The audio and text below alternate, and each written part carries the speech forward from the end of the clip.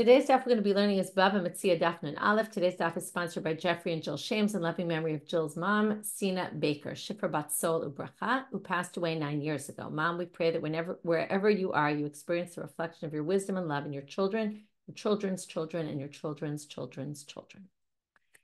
Okay, we're going to get started now. I'll just remind you very quickly. There will be Zoom Sunday. There will be Zoom on Monday. The shiurim will go up as usual. Starting on Tuesday, there will not be shiurim until through the following Monday on live. There will be shiurim. Everything will be posted. In fact, Ezrat Hashem, by Sunday morning, everything will be posted, and we'll send out links to all the shiurim. I'm actually not going to send out links on a daily basis because we'll just send out all the links for all the days, and you'll have it all accessible to you. It'll be too late to give in dedications because of Pesach vacation, so there won't be dedications over Pesach. And so we'll send out all the links and you can have all the shiurim accessible to you. And if you're listening by podcast, they'll come up daily as they normally do. So if you're on podcast and you want to listen in advance, you can go to the website. Basically on Monday, after I teach, I'm going to post them all in order. So when you go to the site, you'll always see the last one, but there's a link on every page that will say for all the Pesach Dapim, click here, and then you can just click there and then choose your daf by the day. Everything it says there, what day of the week it is and what day of Pesach it is, and should be pretty clear and organized. And then after Pesach, it'll just, it'll be organized more the normal way it is, but it'll be a little confusing through them, but it'll help people who want to get ahead. I will say some of the shiurim came out a little bit shorter than they've been lately. Not all of them. Dafka tomorrow's daf is quite long, depending on the content. Okay, let's get started. Speaking of long dapim. So, ab mutai mutar lachzil. We're starting now with, in fact, let's just go back to Rava. I really want to go back there because we kind of rushed at the end of Shiur, and I want to do a quick review, even though it was a complicated doc. I saw a funny Facebook post somebody wrote, whose idea was it to put the Sugyat Hagarei Lud specifically on the day everyone's trying to turn over their kitchens? I thought that was a very good line, and obviously it was said by a woman who prepares shiurim. Anyway, I thought that was a good line. So anyway, I have not gotten to preparing my house for Pesach at all yet. These stuff have been keeping me too busy.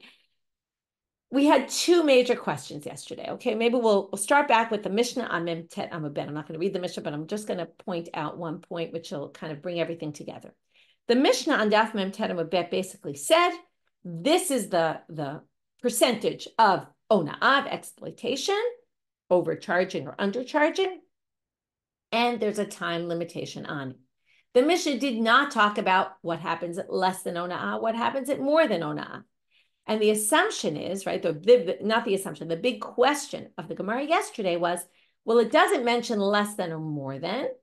And is this time factor, ad shir ela tagaru likrovo, till the person can go show what they purchased to their local peddler or, right, to another store owner and check the price, or to their relative who might know better than them?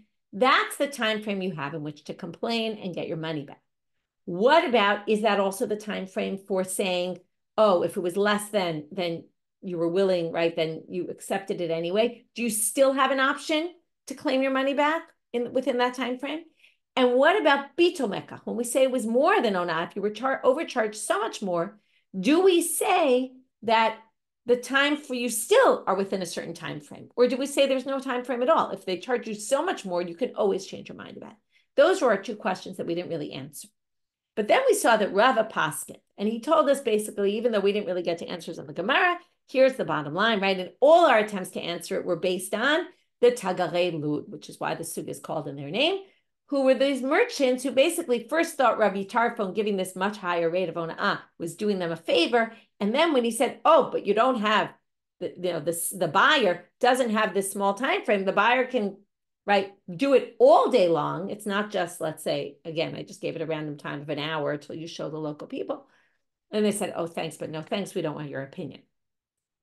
So now Rava Paskins, and he says the following, Hilchata, Pacha mishtut, less than a 6, nikne mekach. The sale is good, you can't renege on the deal at all. Yoter al shtut, more than a 6, bitul mekach. That's canceled. But shtut, kanal machzir ona'ah. If it would, again, by the way, canceled means if you complain about it. If you don't complain about it, it's not canceled. Shtut, kanal machzir ona'ah. Okay, now shtut, according to this, it sounds like you have one option for ona'ah, which is the sale is good, but you can get your money back that you overpaid or you can claim the money you were underpaid. Now, it sounds like we don't have the two possibilities that we talked about earlier. If you remember, we said, you could either cancel the deal or just get back the extra money that you were overcharged. But we'll see later that maybe even Rava means this, because Rava we'll see is based on Rabbi Natan, and maybe Rabbi Natan even means that, even though he didn't say it. We're going to at least suggest that's a possibility later. And you'll see the reason why I'm going back is not just to review, which is a good value, but also because we're going to talk about this Braita that we're going to quote in another minute. We'll talk about later in today's Daf. Both Bitul Mekach and Ona'ah, once you're at a 6th or higher, if you want to complain about it, you only have this small time frame. So there we get our answer to the second question. And it seems like the first, the Mechila, is immediate. Sounds that way because they don't really say otherwise. Tanya Kavatei to Rava. Here's a Braita to prove Rava. We're going to go back to this machlok between Rabbi Natan and Rabbi Yehuda on a seat today. Ona'ah pachot mishtut nikne mekach yetro shtu patel mekach shtu kanal machzir ona'ah divrei Rabbi Natan. That is word for word what Rava just said. Rabbi Yehuda, except for that he hasn't mentioned the part about Bechdei She'ereh, but that's going to come at the end of the Braita, which is going to be clear. He says that also. Rabbi Yehuda Nasi Omer Yad Mocher ala Elyona, which when I ended class I said we have to figure out what this means, and we'll get back to this later because it should be Yad whoever was exploited Yado ala Elyona, meaning Ratza Omer lo ten lo Omar lo ten lo mikchi o ten lo mashiini tani. In other words, you can either get the item back. This is as the seller can say, I want the sale not to be a sale because it was ona'ah, you underpaid me, or pay me the extra money that you didn't pay me. Okay, so here we see the seller has both options, even though really he means the seller or the buyer, depending on which case, but we'll talk about that later, why he only said the seller. And both these things, both Rabbi Yehuda Anasi and Rabbi Natan thinks that this is all within a certain time frame. Okay.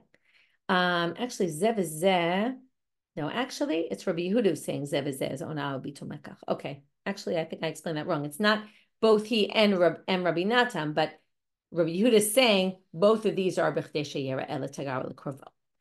Ad Matay Mutar Lachzil. Now we get to this question. Okay, we're at the bottom of Nun Amud Bet. What's this time frame? The Mishnah said until you show the Tagar L'Krovo.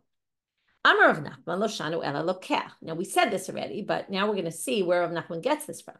This is only the buyer. The buyer is the only one who has this time limitation. Aval mocher leolam chozer. The mocher can always change their mind. Before we explain it, the Gemara is going to try to bring a proof back to the Tagarei Lud, but don't worry, this is going to be a very easy proof, not as complicated as yesterday's.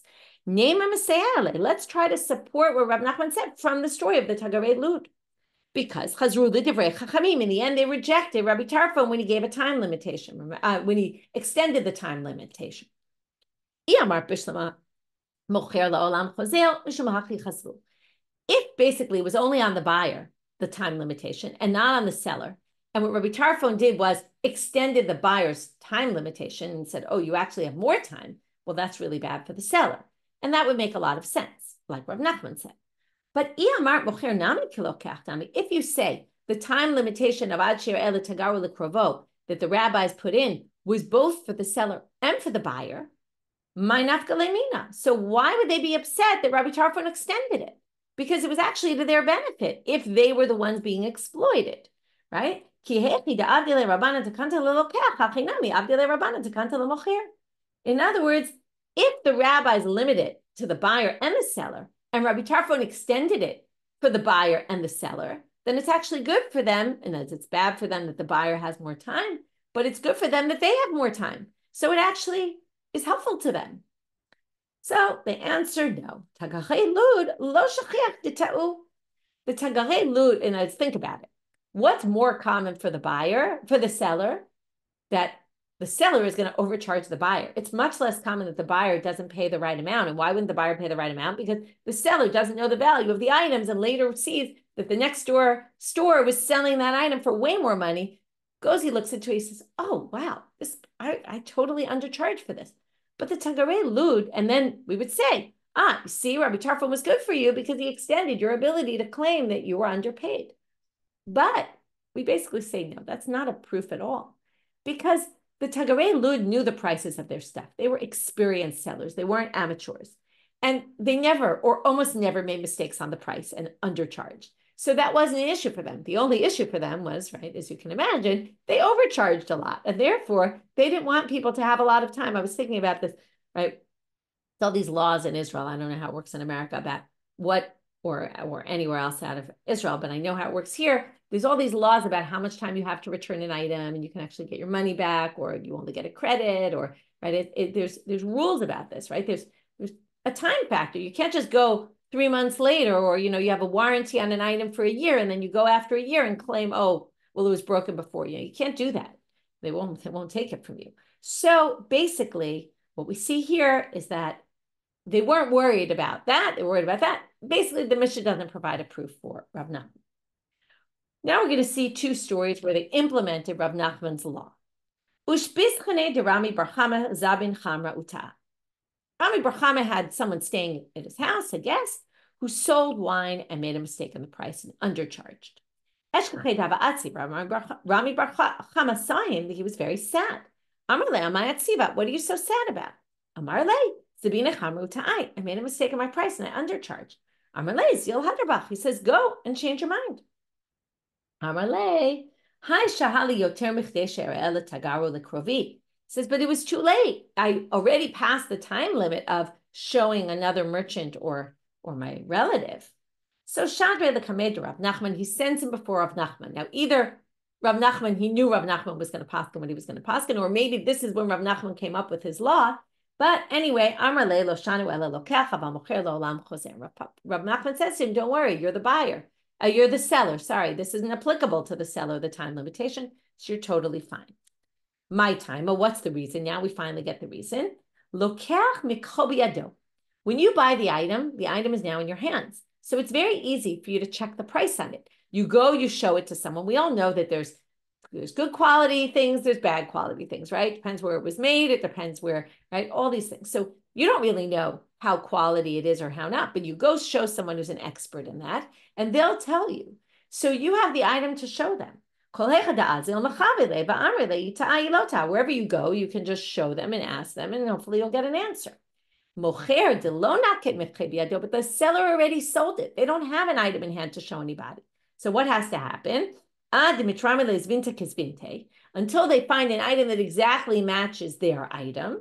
Only then will they know if they made a mistake or not. And that could take 5 months. That could take a week. That could, right? We don't know. It's just a matter of, will they get lucky and find something that's exactly like the item they sold, check the price, and then be able to find out. So because the item is not in their hands, that's why it changes everything. Another story. He had silk items to sell. He announced he was selling them for 6. Okay, ribbons, I see you're saying. Okay, some sort of silk ribbons. They were worth, he announced that he was selling them for 6, but they were really only worth 5. So now that's ona'ah. Okay, let's go with Shmuel, right? Ona'ah is based on the price you're selling it for. So that would be a 6. But it's unclear how exactly he said this, but it was clear he was willing to take 5.5. Atahu Gavra. So some guy goes to buy it. And what does he say? He gets smart. Well, maybe not, but he thinks he's being smart. And he says, if I give him 5.5, it'll be mechila. That's less than ona'ah, and the sale will be good, and I won't be able to complain. Etenle shita, so I'll pay him 6, what he's asking for. Ve'ed ve'ledina, and then I'll take him to court, and I'll claim it was ona'ah, and I'll get my money back. I'll get a whole one back, and I'll get it for 5. Sounds brilliant. Well, ata l'kamei de Rava, amar le, lo shanu ela b'lokech min hatagal, aval b'lokech min balabayit, ein lo alav ona'ah. He says, you can't do that because, right, it's unclear whether he already bought it and then went to Rava and said, okay, I want my money back. And Rava said to him, tough luck, because you bought it from a homeowner. That's not the same as buying it from a store. When you buy it in a store, there's ona'ah.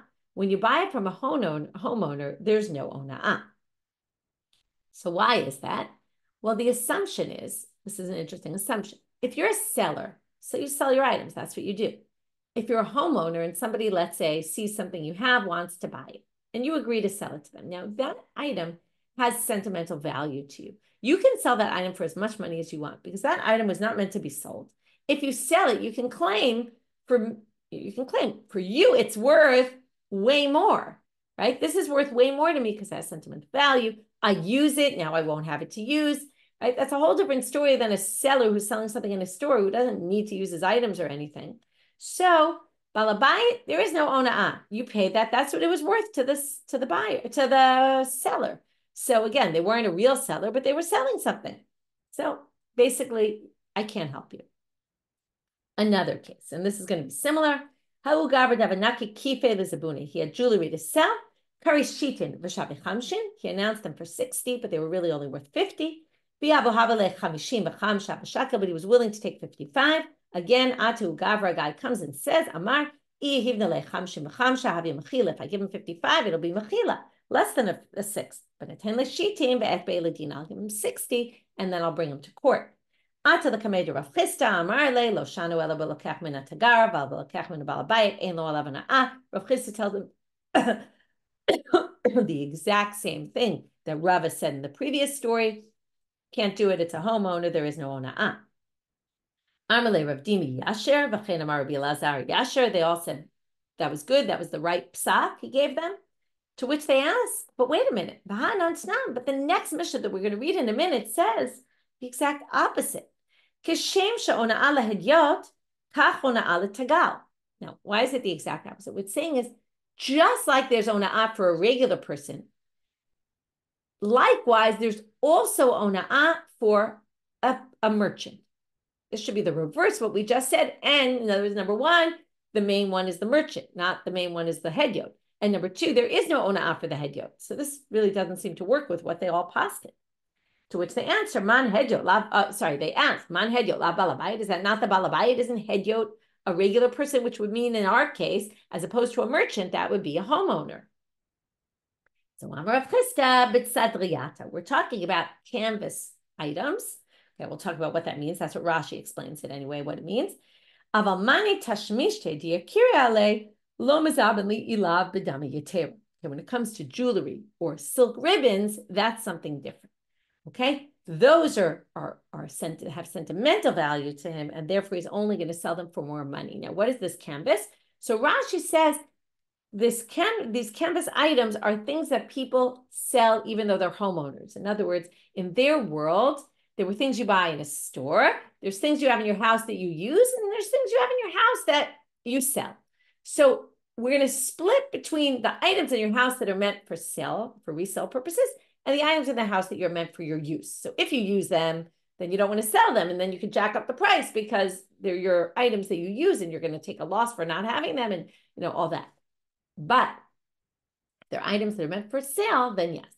But I found there's others who interpret it, I think, in a better way, which is there's items you have in your house, because it's weird to think that people in their house also sold. It could be, but it's less likely to think that. But it could be that you're distinguishing between items. I mean, it's definitely possible, Rashi's commentary. I'm just going to bring a different one. There's things in your house that are meaningful to you, and there's things in your house that are not so meaningful to you. Like, let's distinguish between t-shirts and Shabbat clothes, right? Shabbat clothes mean more to you than your t-shirts. So besides just they're worth more, but they have more value to you. So to sell a t-shirt, what do you care? That's fine. You don't really care about the item. You can't jack up the price so much. But if you have something that's unique and yours and expensive, that's why it says in the Gemara, they're expensive, right? They're special.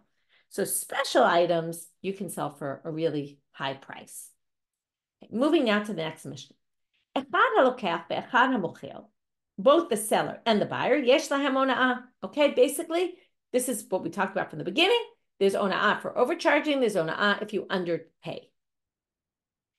Or you undercharge, then you can claim back more money from the person who bought it. This is the line we quoted before. Okay, just like there's ona'ah for a hedyot, also there's ona'ah for a tagar, which again means, right, we're going to have to, so first of all, it means there's ona'ah for a hedyot only in a case where it's items that you normally would sell or items that that don't have strong sentimental value. Likewise, there's ona'ah for a tagar. Rabbi Yehuda Omer, ein ona'ah tagar. Rabbi Yehuda disagrees and says there is no ona'ah for tagar. Okay, now this is weird. What do you mean there's no for a merchant? What else is there then? So we're going to have to wait till the Gemara to understand what we're talking about. What kind of tagar are we discussing in this Mishnah? Because even the first line didn't make so much sense. It should be just like there's ona'ah for a tagar, there also ona'ah for a hedyot in certain cases. So who's this tagar and what are we talking about? We'll have to wait. And then we have this line that we quoted yesterday, which is Mishu hutal alav yado ala elyona. The one who gets exploited, they have the upper hand to decide what to do. They have two options in front of them, which again, we said, Rabbi Nathan didn't say this and Rava didn't say this, but Ratzah Omer lo tein li ma'utai, you can either get your money back, you can cancel the whole sale, o tein li mashi nitani, or just give me the amount that I overpaid. Now, I want you to notice, because we're going to get back to this line is focused specifically on the buyer, that if the buyer is exploited, they can say, give me my money back, because that's what they gave, give me my money back, or give me the extra money back that you overcharged me. As opposed to, and I'm pointing this out on purpose, not just stum, but you'll see later, Rabbi Yehuda Nasi, if you remember, said, Yad mocher ala elyona, the seller has the upper hand. If he wants to, he could say, Tein li mikri, give me the item back that I sold you, or give me mashi nitani, give me extra money that you didn't pay me. So one is focused on the buyer, one is focused on the seller. We'll talk about this in a little bit. The first thing the Gemara does is says menani mili. Where do we get it from that this is on the buyer and the seller? So we say, Ditanu Rabbanan, B'chitim kiru, and this we learned already on Daf Mem Zayin, Chitim kiru mem karla mitecha al tonu, when it says when you sell, don't exploit, that's for the seller. But nitaneh mocher, in other words, that's where the seller exploits the buyer. Nitaneh mocher minayin, how do you know if the seller is exploited by the buyer and is underpaid also? Talmud lomar, o kano al tonu. Now it sounds like the way they're quoting this, that al tonu appears twice in the pasuk, but it's not the case. Okay, the pasuk reads, chitim karumem karla mitecha, if you sell an item, o kano miyana mitecha, or you buy an item, al tonu isha tachiv. Now the al tonu, don't exploit, obviously refers to both phrases. So they're basically saying the al tonu refers also to one who sells and also to one who buys. And that's how we get that both of them can be liable. Both of them are warned, don't exploit someone else. Now we're going to have to say, why did you need to write both? And you couldn't have learned one from the other. They had to write both the lokach and the mocher, basically a warning to the buyer and a warning to the seller. If they had just warned the seller, you would think. Now, when you think of exploiting, you usually think of sellers who are exploiting the buyers. That's usually the way it works. Well, they know their item and they know exactly what it's worth. And their motivation is to overcharge you.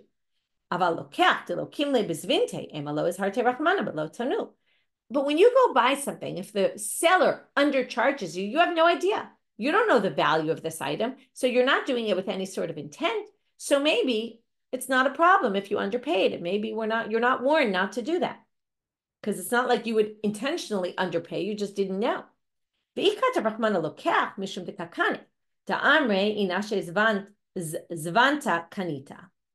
might say they warned the buyer because the buyer, now this is very interesting. This is an anti-capitalistic approach.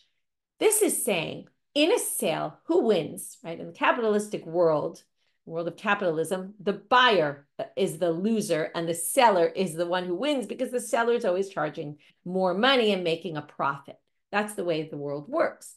But what they're saying is, why do people sell? And they're claiming, okay, this is a way of, again, this is all just at tzricha. Now, in it's tzricha, if you remember, like, why do we need this and why do we need that? You might have looked at it in this way. It doesn't mean this is the only way to look at it. This doesn't prove that they didn't try to mark up prices in those days.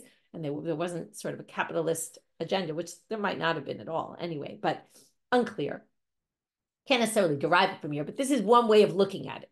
You could look at things and say, the seller is the loser and the buyer is the winner. Why is that? Because the buyer ends, first of all, okay, number one, and then we'll read this inside. The seller is often selling because they need money. They're strapped for cash. Okay, they need money, so they sell it. They don't really want to part with their items. They sell it because they have no choice. Again, it depends what kind of seller you are. But even if you don't say that, what happens at the end of a sale? The buyer ends up with an object. The seller ends up with money. what happens to that money? Well, the seller often just spends that money and the money disappears. Money disappears. Money lahotza'anit. Now, we've seen this many times. Whereas an object is there to stay. I mean, it obviously depends what kind of object you buy, but the object is here to stay. So therefore, they say, maybe in laws of exploitation, well, maybe it's targeted at the winner, okay? So, because he bought it, look, you bought an item, you won. The buyer, the seller, lost out, right? They lost. People say, Zabin Ovid, if you sell, you lose, because basically all you're left with is the money, which will just disappear. So Amalo is hard to Rahmana below Tonu. So maybe the rabbis didn't warn that person because they're the ones who are the losers anyway in the game. So maybe they weren't warned, don't exploit. Sricha. That's why you need both. Rabbi Yehuda Omer, Ein Ona'ah Tagar. Now we have to understand this very confusing sentence. Mishum Shu Tagar Ein Lo Ona'ah. What do you mean? Because it's a birchit, there's no Ona'ah, then that's obviously what it's meant for, this law. I'm Rav Nachman, I'm a Rav. First explanation, but Tagar Sapsal Shanu. We're talking about a middle person, the one who buys from someone and sells to someone else. My time. Why do we say there's no Ona'ah there? There's no ona'ah. This means if they sell something for less than the market price, okay, by less than a sixth of the market price, they know what they're buying. This is their job, to buy things and sell them. They know the value 100%. They were willing to underpay for it because they knew, what did they want? They wanted money to buy other things. That's what they're doing all the day. They're buying, selling, buying, selling, buying, selling. So they need money to be able to buy more things. So they quickly sold something for much less than the market price because they wanted the money to buy something else to get a better, they knew that has a better resale value. So the reason why they sold it now is because they had another deal coming. So they wanted the cash, so they were willing to do it. So that basically means mechila, right? They said, we don't care. But now they changed their mind. Now they go back and say, oh, that was ona'ah. We didn't realize that we were charging you too little money. And that's just a lie. And that's why there's no ona'ah, because we're suspect that they didn't really underpay. That they, in other words, they underpaid willingly and knowingly and really said, I'm okay with that. And then claimed later, oh, I want my money back. That's one explanation. Rav Ashi says, you just misunderstood what Rav Yehuda was saying. Rav Ashi Amar, my aim tagar ona'ah. By the way, I just want to remind you, Rabbi Yehuda says there's no ona'ah, but the rabbi said there is. Just like there's for hedyot, there's also for tagar. So even though, maybe there's a chance that the tagar was mochel and said, I don't care, and now all of a sudden is saying, I care, well, the rabbis aren't worried about that. They say, no. If they got underpaid, they got underpaid, and they can get their money back. Rav Ashi Amar, my aim tagar ona'ah. No b'torat ona'ah. What does that mean? They're not within the general laws of ona'ah to the extent that what? Afilu pachot michdei ona'ah choser. If they were underpaid by a little bit, less than a sixth, they can claim ona'ah also. Why is that? Because this is their livelihood. This is what they make their money on. If you don't let them make, right? If they get underpaid, or they can overcharge, right? Maybe even, no, it's just pachot michdei ona'ah choser. It's the underpaying. They get underpaid, that's their livelihood. So because it's their livelihood, we basically insist that you pay them at least the market price. Okay, so even if you underpay by just a little bit, they can claim, no, I'm not going, they can go back later and claim that there was ona'ah. So that's what it means. There's more ona'ah for a tagar. And then the rabbis obviously say, no, laws are the same for a tagar as for anybody else. But just to point out, he agrees that we're talking about the middle person. That's how they make their money, by buying, selling, buying, selling. Tanya Kapatei Rabbi Nachman. Now we're going to bring a bride to support the first reading. Rabbi Yehuda Omer Tagar Ein Lo Ona'ah Mipnei Shu Baki, because he knows the prices, and that means if there's no way he undercharged unless he did it willingly, and therefore can't claim ona'ah. Mishu talalav yado el yonah. Now we're going to go back to this brayta that I mentioned, that I read from the end of yesterday's daf. Mani manitin lo Rabbi Natan v'lo Rabbi Yehuda Nasi. Our Mishnah doesn't match either of those two opinions we saw at the end of Daf Nun Amud Bet. I Rabbi Natan matniti katani ratza, ubrayta lo katani ratza. If you say it's Rabbi Natan, remember Rabbi Natan said when there's ona'ah, he didn't mention you have two options in front of you: either cancel it or just get your extra money back. The Mishnah says you have both options. He said, the sale is good. You can just claim your extra money back that you were exploited. So it can't be Rabbi Natan. Rabbi Yehuda Nasi, Manita Katani Lokach, Braita Katani Mocher. This is what I pointed out before.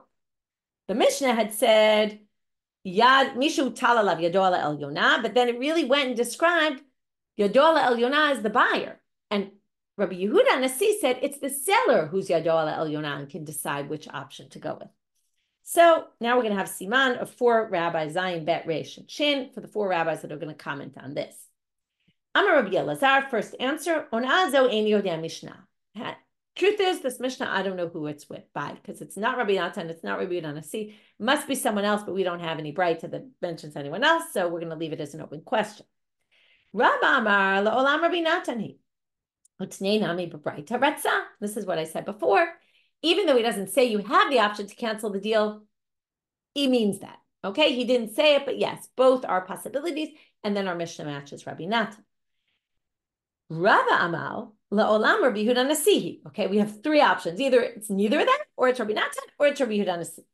Umay Deshir B'Manitin Kamafaris B'Braita. Now, remember, the Mishnah started off in saying it's both for the seller and the buyer.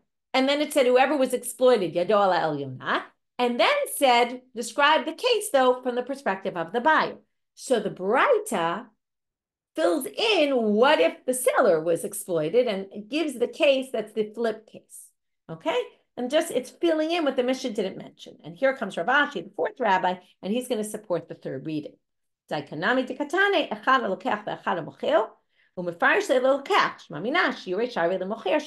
Mishnah starts off saying the buyer and the seller. Then it ends with just the buyer, if the buyer is exploited. So it makes sense that the Braita is filling in. In other words, it must be the Mishnah just didn't give a case of the seller, but really meant the seller as well. And that's the case that Rabbi Yehuda Nasi is filling in. And then it all works fine. And that explains to us where I ended yesterday and said, I don't understand why it only says Yab Mocher. Well, because it's filling in the case that the Mishnah didn't mention. Okay, now we're going to move to another sugya that will take us to the end of today's Daf Itmar. And this really is the topic of, if you remember, we've learned this before, someone who makes a stipulation that's against something it says in the Torah. Are you allowed to do that or not? We learned it in Kiddushin and Ketubah. We're going to quote that sugya here today. So we have a case where someone says, we're doing a business deal, and I say, I'm charging you this price on the condition that you don't make any claims of ona'ah against me. Rav Amal, yesh lo alav ona'ah. Rav says, the sale is valid. The stipulation is canceled because you can't make a stipulation, oh, I'm going to exploit you when the Torah says I can't exploit you. It's forbidden for me to do that. So you can't agree to that. So basically, even though you agreed to it, we don't take that as anything. The condition is off. The sale is good because we view it as a sale without a stipulation. Shmuel Amar, ein lo alav ona'ah. Shmuel says, what are you talking about? You agreed to it. You agreed to it. You can't come back to me later and claim ona'ah. What is that if not mechila, right? You were mochel on it. You said, I don't care. I'm happy to overpay. I want this so badly, I'm willing to overpay, you said. So yeah, you can't claim ona'ah later. So now they're going to suggest that Rav and Shmuel fit into this machloka between Rabbi Meir and Rabbi Yehuda about Kiddushin, with a stipulation that goes against something it says in the Torah. Lema Rav da'amar Rabbi Meir, u'Shmuel da'amar Rabbi Yehuda. Let's suggest that Rav holds like Rabbi Meir, Shmuel holds like Rabbi Yehuda in this machloka. Did time. Okay, the husband has certain obligations to the wife, right? Providing food, shelter, sexual relations. Those are things the husband commits to the wife. If he says, you will be betrothed to me under the condition I am not providing with you shir ksud and onah, even though the Torah, okay, and we learned this all, that where they got it from in the Torah, basically, this is Divrei Rabbi Meir. He says like Rav said, basically, which is the Kiddushin is Kiddushin. The stipulation is wiped out because you can't make such a stipulation. You're going against the Torah commitment. You know, what this says in the Torah is the husband has to commit to the wife. You can't just make a stipulation. I'm going against that. Rabbi Yehuda Omer, b'davar shebimamon tznau kayam. You can't do it in general. But if it's money, yes, because people, like the Torah gave laws for don't exploit people, don't do this, don't do that. If the person says, I don't care, you can exploit me, well, then you can. So if the woman's willing to do without food and clothing and a place to live, she can do that. She can't give up on her onah, on this promise of, I will provide you with sexual relations. That she can't give up on. That's not mammon. but monetary things she can give up on. So Rabbi Yehuda distinguishes between the things on that list. So there you see, and now our issue is obviously money. You can say, I don't care to be exploited. It's fine. So now we're going to say, no, each one can claim that the other side would agree with them in this case. Okay, now Amar Rav means the Gemara is putting words into the mouth of Rav. Rav could say, Rav's not here anymore to say this, but Rav could say, I would hold even like Rabbi Yehuda in the case of the Kiddushin. Why? When the husband said to the wife, I'm betrothing you on account I will not give you shir ksud and ona, and Rabbi Yehuda says that works for the monetary stuff. That works because she knows she's not getting what she's promised. Moving down to Amud Aval hacha, but in our case, miyada demachil. When I say I'm giving you this, I'm selling you this item, and you have to promise me you're not going to make a claim of ona'ah. Now you don't know you're overpaying. Maybe if you did, you wouldn't buy it. You actually think that I'm just saying that to, lots of times we just say, sign here to promise you won't have any claims against me, right? Not because you're really exploiting someone, right? It's a good question. If someone exploits you and you signed, I won't have any claims against you. Do you really have no claims? Right? I bet legally, if they really exploited you, you probably could claim it. So that's what we're saying here. You didn't know you were being exploited. So when you agreed, you didn't wholeheartedly agree to that. So maybe Rabbi Yehuda would agree here that maybe the t'nai really is a valid t'nai. Okay, that maybe, right. Rabbi Yehuda said it there, but here Rabbi Yehuda would agree that, I just got confused in my head for a second. Right, I would say even according to Rabbi Yehuda, right, I would agree with the Rabbi Yehuda part of the machloket there, because he said it to Yada v'kamachla, that when she really knowingly does it, then we view it as the t'nai works. In this case, they didn't really know it, so the t'nai doesn't work because the person didn't really mean agreeing to that stipulation, and the stipulation goes against what it says in the Torah. Ushmuel amar, ana da'amra afilu Rabbi Meir. And Shmuel says, I can explain myself even according to Rabbi Meir. Ad kan lo ka'amar Rabbi Meir hatam. By the way, the premise of both of these is similar, which is that mechila is different from shir ksut and ona'ah, because mechila, right, the ona'ah, because they don't know they're being exploited. But he takes it the other direction, which is this. He says, I can agree with Rabbi Meir in the case of shir ksut ona'ah that the t'nai doesn't work, but the t'nai here does work. Why? Hatam devadai ka'akar. There, it's clear you're uprooting something from the Torah. You can't clearly uproot something from the Torah. You knowingly are uprooting a Torah law. You can't do that. But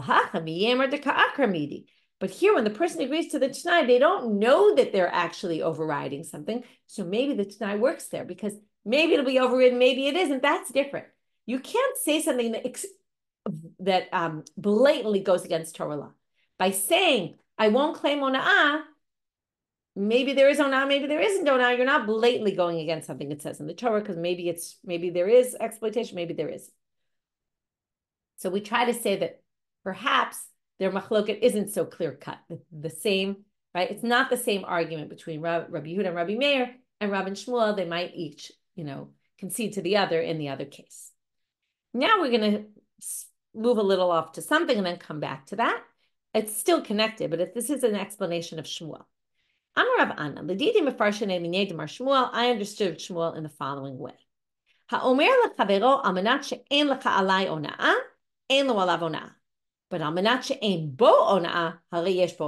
now we have to understand what is.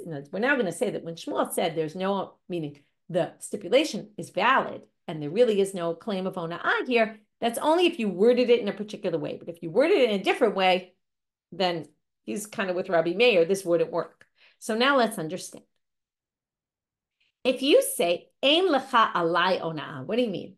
You mean, right, I'm stipulating that I won't complain if I was exploited. That means you're basically accepting upon yourself that you're happy to overpay. You don't mind. So in that case, really, you can't claim ona'ah because you agreed to that. But if you say, Amanat she'ein bo ona'ah, now this is explained in two different ways. I'll give you both explanations. Amanat she'ein bo ona'ah is either you're saying, I'm promising you that there is no ona'ah here. Now, if I lied and there really is ona'ah, right, then that stipulation is not valid, because I'm basically promising you that I'm selling you to this on the condition that there is no ona'ah here. and it turns out I really did overcharge you. That's a lie. So that's obviously not going to fly. Some people explain it differently. That what you're saying is on account that there is no such thing as exploitation, meaning the Torah doesn't forbid it. Now that's obviously not true. So you can't make a stipulation like that. And then he would agree if you made a stipulation like that, there would be ona'ah, that because the claim is the t'nai is totally invalid. Now we're going to bring a difficulty on something from before. Rav had said that Rabbi Yehuda, he basically says, right, let's reread it. When Rabbi Yehuda said it there, right, he basically saying, I actually could hold like Rabbi Yehuda. In the Shiur Ksut Nona case, I agree with you, because the woman went in knowingly that she wasn't going to get food and shelter and clothing, and she knew it and she agreed to it. I agree with you that that could work. But here, when you commit, like, I don't care if you exploit me, you don't really know that I'm exploiting you, so you basically aren't really agreeing to it. Now we're going to disagree with that whole assumption that Rabbi Yehuda, that Rav can work in with Rabbi Yehuda, because it says here, Hanoseh v'notem ba'amana. Okay, Rashi explains what does this mean, although later when we do Noseh v'notem ba'amana, I'm going to go with a different interpretation, but here we'll just go with Rashi. Noseh v'notem ba'amana means I hired you to resell my product, and I trusted you, and I said, go sell it for what you think it's worth. V'ha'omer lechavero amanat she'en lecha alai ona'ah. Or if you, exactly our case, you sell to someone and say, but just promise me you won't, right? I'll sell you this on the condition you don't claim a claim of ona'ah. Ein lo alav ona'ah. So there is no ona'ah. Now, l'rav da'amal, ana da'amre afilu l'Rabbi Yehuda, ha'amane. According to Rav, who said, I can hold like Rabbi Yehuda, and in Shiur Ksut Onah, I could say it works, but here it definitely doesn't work. Well, then Rabbi Meir would say it doesn't work, and Rabbi Yehuda would say it doesn't work according to that, and no one would say this works according to Shmuel. Obviously it works because that's what Shmuel holds. Rav says, I can explain, everyone would agree with me in our case, because you obviously didn't really agree to not be exploited because you thought that there was no exploitation going on here. So your agreement wasn't legit, both according to Rabbi Meir, both according to Rabbi Yehuda, right? It wasn't a meaningful acceptance, and therefore it doesn't work. But this Braita says it works. So if this Braita says it works, then according to Rav, who thinks everyone would agree with him that it doesn't work, then this Braita is authored by nobody. Like, it doesn't make sense according to any interpretation. So Hamani, it doesn't match anybody. So now we're stuck with a question on Rav. To which Abaye says, I guess you have to undo that statement then. In which case, we're going to go back to thinking that Rav lines up with Rabbi Meir, Shmuel lines up with Rabbi Yehuda, and then you just say, the Braita is Rabbi Yehuda who doesn't agree with me. And that's an easier way of saying it. That's what Abaye says.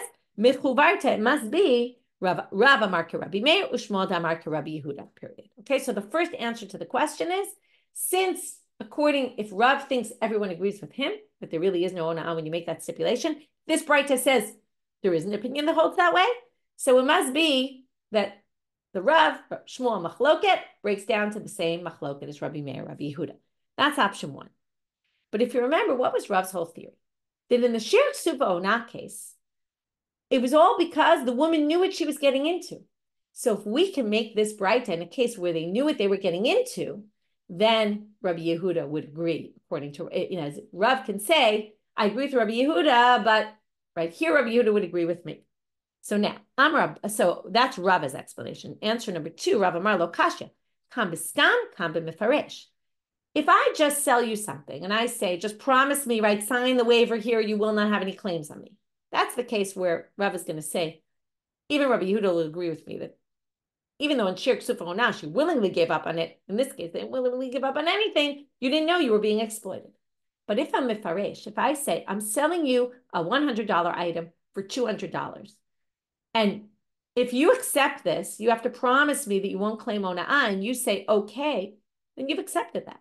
And then even Rabbi Yehuda, right, then Rav will basically agree in that case that there is ona'ah. that you can't claim ona'ah. So now, kambastam kambim farish detanya. Right? In other words, that would be Rav saying Rabbi Yehuda will agree with, sorry, I didn't say it right. Rabbi Yehuda will agree in that case, that even in that case, right, that's his whole distinction. Did you know? Did you not know? And then it all fits in. Then you can explain it according to Rabbi Yehuda. So now we say the following. And in fact, this distinction of stam and fresh we see in the following Braita, Tanya. Bamed dvarim amurim. Okay, this is confusing. The bamed dvarim amurim means that there is ona'ah. When would that be? Bistam. That you can't make a stipulation that there is no ona'ah. That's if you didn't specify. Aval b'mifaresh, if you specified exactly what the price was, and now they're going to give an example. Mocher amar lelokech, chayfetz zeh shani mocher lecha b'matayim, yodea ani bo, shu eno shaveh lamana. I'm selling you this price. I'm jacking up the price because I know you really want it, and I know there's not a lot in the shuk, and I'm going to charge you double for it. But you have to promise me that you're not going to make any claims. You can't make a claim against me because you're committed to it. And it can be the reverse. The buyer says to the seller, I'm only paying 100. I know it's worth 200, but I'm only paying you 100. So then you could basically explain the Braita is in the Braita that we saw before that we asked as a question is in that case. So we had two ways to resolve that contradiction of the Braita. Either we go back to saying Rav matches up with Rabbi Meir, Shmuel matches up with Rabbi Yehuda, or Rav could still say, I can explain myself according to Rabbi Yehuda. Rabbi Yehuda would agree with me here. Then that would be, we would have to explain this Braita as a case where it was Mefaresh, and what Rav was talking about before was Bistam, where you didn't specify. Okay, now we're going to end with this Braita because we mentioned this no seva no tein ba'amana, and it's a bit of a complicated Braita. How to understand it. Rashi has one totally different interpretation, which I'm not going to go with. I'm going to go with Rabbanit Tam because I found it more understandable. Now here we're going to explain it a little differently. Rashi explains it the same way we explained it before, that I hired you to buy something and that to sell my stuff. But here we're going to go like Tosfot. I bought 10, okay, let's just say I bought 10 diamonds for 10 dinarim. Okay, but some were good and some were bad. Some were worth half a dinar, some were worth a dinar and a half. And some may be worth a whole dinar, whatever it is. But basically, some are worth more, some are worth less. Now, here's all about, Rashi somehow gets into an interest issue. There's a ribit problem, which the commentaries say, this has nothing to do with ribit. We're talking about ona'ah, exploitation. So therefore, the Rabbanit Tam sticks with the issue is exploitation. And it's a very interesting sugya because it's, how are you allowed to make a profit? What's legit, what's not legit? So if I take those 10 diamonds I got for a dinar each, well, not for a dinar, I got 10 for 10 dinarim, you can look at it as each one's worth a dinar, or you can look at it as some are worth half, some are worth 1.5. Now, the fact is some are worth half, some are worth 1.5, because some are ra'im and some are tovim. So, I can't do a mix of two different things. I can't say, look, I can't go to one guy and say, listen, I bought 10 of these diamonds for 10 dinarim. So that's going to mean if we just divide it equally, each one is worth a dinar, and sell your bad one that's half a dinar for a whole dinar. That you can't do. Wait, you can't. Okay. You can't do that. And at the same time, take your good ones and say, oh, but this one's worth more, worth 1.5, and charge 1.5. I can't play both games at the same time. I can't say the bad ones, well, even though they're bad, but in the end I bought 10, and so we're going to divide it evenly, and the good ones I'm going to charge more. That's overcharging. So I basically charge you I charge you 1 dinar for something worth half a dinar, and also at the same time charge you 1.5 for something worth 1. I can't do that. Or 1.5 for something worth 1.5. But what I can do is I can sell everything for what I can either sell all for a dinar, even though I'm selling good ones and bad ones for a dinar. Theoretically, you could say, what do you mean? Half is now, I'm selling double the price. But as long as I sell the good ones for 1 and for less than what they're worth, it all balances out. I can do that.